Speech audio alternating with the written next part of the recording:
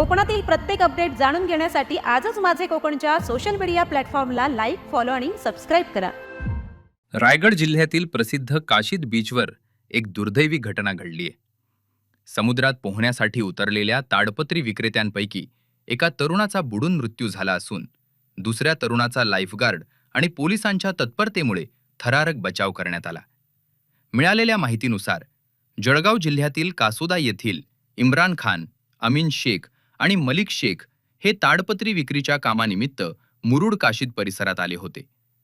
कामानंतर ते काशीद बीचवर फिरण्यासाठी गेले असता समुद्रात पोहण्यासाठी उतरले. यावेळी पाण्याच्या खोलीचा अंदाज न आल्याने अमीन मजीद शेख याचा बुडून मृत्यू झाला.